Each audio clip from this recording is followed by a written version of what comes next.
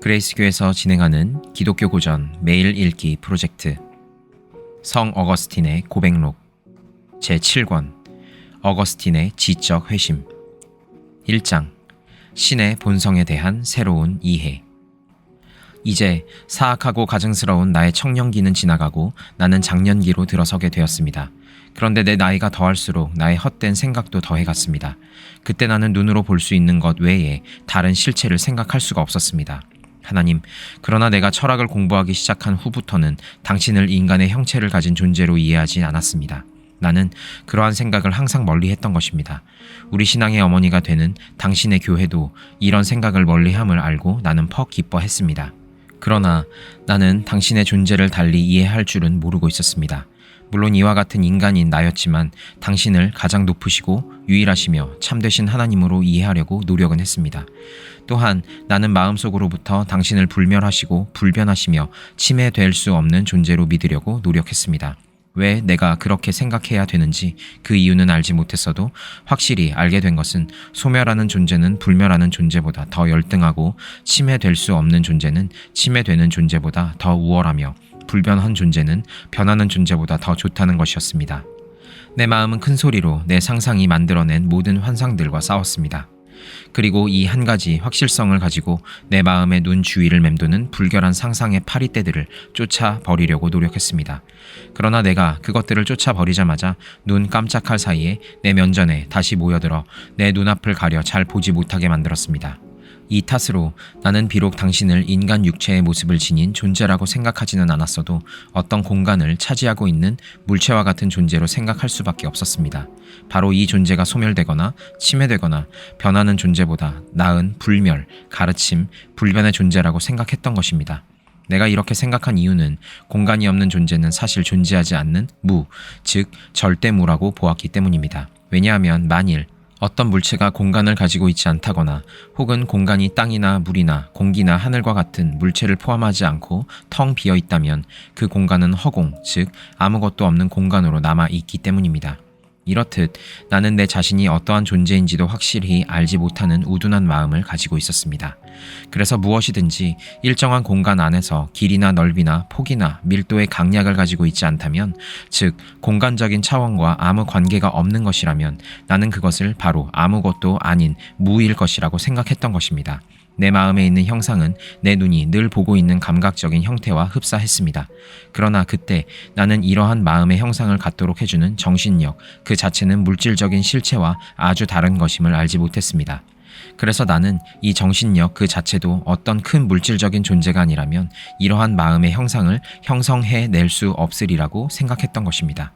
나는 이리하여 내 생명의 생명이 되신 당신도 무한한 공간을 통해 어디에든지 존재하시는 물질적인 실체, 즉 전 세계의 덩어리에 침투해 있고 또한 그것을 넘어 끝없이 무한한 공간에 두루 퍼져 있는 큰 물질적인 실체로 이해했습니다. 따라서 땅과 하늘과 만물이 모두 당신으로 가득 차 있고 당신 안에 한정되어 있으되 당신은 어떠한 제한도 받지 않는다고 나는 생각했던 것입니다. 마치 햇빛이 땅을 뒤덮고 있는 기체의 제한을 받지 않아 그것을 자르거나 부수지를 않고 가득 채움으로써 통과하고 침투하듯이 당신도 천체나 기체나 바다나 땅의 모든 것들을 그 대소를 막론하고 침투하거나 통과할 수 있어 당신의 임재로 가득 채운다고 나는 상상했습니다. 또한 당신은 은밀한 영감을 가지고 당신이 창조하신 만물을 외적으로나 내적으로 다스린다고 생각했습니다. 내가 이렇게 추측했던 것은 당신을 다른 방법으로 이해할 수 없었기 때문이었습니다. 그러나 이러한 이론은 잘못된 것이었습니다. 이 이론을 따른다면 땅의 큰 부분은 당신의 임재를 더 많이 차지하게 되고 땅의 작은 부분은 당신의 임재를 덜 차지하는 것이 됩니다. 다시 말하면 모든 것은 당신의 임재로 가득 차 있으되 코끼리의 몸은 참새의 몸보다 더 커서 더 많은 공간을 차지하고 있으므로 당신은 코끼리의 몸에 더 많이 임재한다는 결론에 빠지게 됩니다. 그렇다면 당신은 세상에 있는 존재의 크고 작음에 따라 부분적으로 세상에 임재하는 것이 됩니다. 그러나 당신은 그렇게 존재하시는 분이 아님을 나는 모르고 있었으니 그것은 아직도 당신이 나의 어둠을 조명시켜 주시지 않으셨기 때문이었습니다. 2장 많이 교도들을 비판함. 오 주님, 남을 속이면서 스스로 속고 있으며 말은 많이 하면서도 실은 벙어리인 저 많이 교도들을 향해서 나는 반박할 수 있는 충분한 논거를 가지고 있었습니다. 그 충분한 논거란 우리가 카르타고에 있을 때 네베리디우스가 곧잘 재현했던 것으로서 우리들은 그의 말을 듣고 큰 인상을 받은 때가 있었습니다. 그의 질문은 다음과 같았습니다. 즉, 많이 교도들이 당신과 대결하여 싸우고 있는 세력이라고 말한 그 어둠의 왕국이 당신을 향하여 싸움을 걸 때 만일 당신이 그 싸움에 응하지 않을 경우에는 그 세력이 당신을 대항하여 무슨 일을 감히 할 수 있을 것인가? 였습니다. 이 질문에 대해 어둠의 왕국이 당신에게 해를 끼칠 수 있다고 그들이 대답했다면 당신은 침해될 수 있고 타락할 수 있는 존재로 이해됩니다. 반면에 그 어둠의 왕국이 당신을 해칠 수 없다고 대답했다면 당신은 하등 싸움을 할 이유가 없다고 이해됩니다. 그러나 많이 교도들에 의하면 당신의 일부분인 지체, 즉 당신의 본체에서 나온 자손인 혼이 당신이 창조하시지 않은 그 반대 세력들과 싸우다가 그들과 혼합이 되어 있고 또한 그들로 인하여 침해를 받아 타락하고 더 나빠져서 행복의 상태에서 비참한 상태로 전락되었다는 것입니다. 그러므로 당신의 자손인 이 영혼은 어떤 도움이 없이는 깨끗하게 되거나 구원을 받을 수 없다고 그들은 말합니다. 당신의 본체에서 나온 이 혼은 바로 인간의 혼인데 이렇게 노예가 되고 더럽혀지고 타락된 그 혼을 구하기 위해 자유로우시고 깨끗하시며 온전하신 당신 말씀이 오셨다고 합니다. 그러나 그 말씀 자체도 인간 영혼과 똑같은 실체를 가지고 있기 때문에 타락할 수 있다고 그들은 말합니다.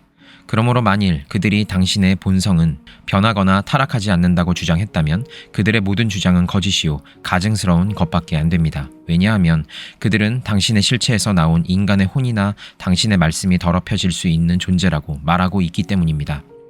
만일 그들이 당신의 본성을 타락할 수 있다고 말했다면 그들의 주장이 잘못되었음은 자명한 이치로 받아들여야 하며 또한 그것을 듣자마자 가증스럽게 여겨야 할 것입니다. 왜냐하면 빛의 왕국과 어둠의 왕국은 본래부터 완전히 분리되어 있기 때문입니다. 따라서 이와 같은 네브리디우스의 논증은 전부 토해버려야 할 그들의 이론, 즉 만이주의를 반박하는 데 넉넉했습니다. 당신에 대하여 그렇게 생각하고 말하는 자들, 즉 많이 교도들은 자기들의 주장을 변호하거나 대답할 길이 없고 다만 당신을 오직 마음과 혀로 모독할 뿐입니다.